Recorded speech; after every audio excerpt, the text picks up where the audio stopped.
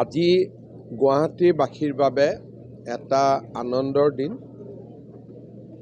আগতে গুৱাহাটী পৌৰ নিগমৰ কাৰ্যালয়, মেয়ৰৰ কাৰ্যালয় এটা বেলেগ স্থানত আছিলে, আয়ুক্তৰ কাৰ্যালয় এটা বেলেগ স্থানত আছিলে।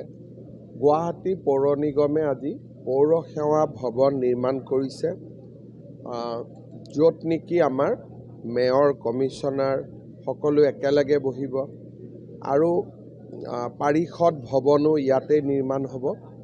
আজি আমি ভৱনটো উদ্বোধন কৰিলোঁ আৰু এই স্থানৰ লগতে আমাৰ ইণ্টিগ্ৰেটেড ডাইৰেক্টৰেট বিল্ডিঙো নিৰ্মাণ হৈ আছে আৰু মই ভাবোঁ যে এই স্থানৰ পৰা পৌৰ নিগমে গুৱাহাটীবাসী ৰাইজক সেৱা কৰিবৰ বাবে সুবিধা পাব। মই পৌৰ নিগমৰ মেয়ৰ আৰু পাৰিষদসকলক, আয়ুক্ত, বিষয়া, কৰ্মচাৰীসকলক অভিনন্দন জনাইছোঁ।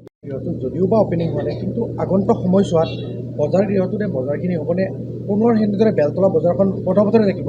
এতিয়া ৰাইজৰ লগততো আপুনি কাজিয়া কৰিব নোৱাৰে, ৰাইজক বুজাব লাগিব। পদপথত অসমীয়া ব্যৱসায়ীবিলাকে আহে, কাজিয়া পেচাল কৰিলে আপোনালোকে যদি কয় যে টিভিত নেদেখুৱাওঁ বুলি, তেতিয়া বেলেগ কথা হ'ব। আপোনালোকেইতো আকৌ প্ৰথম দেখুৱাব যে চব্জি বেপাৰীৰ ওপৰত তাণ্ডৱ, পুলিচৰ অত্যাচাৰ। গতিকে আপোনালোকে প্ৰথম সিদ্ধান্ত এটা লৈ মোক দিয়ক কি কৰিব লাগে।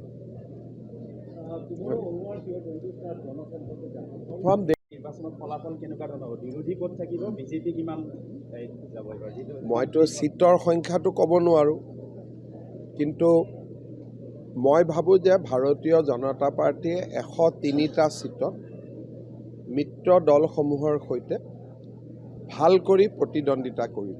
এতিয়া কিমান জিকো নিজিকো এইটোতো ৰাইজেহে ভোট দিব, আমিনো আগত কেনেকৈ ক'ম।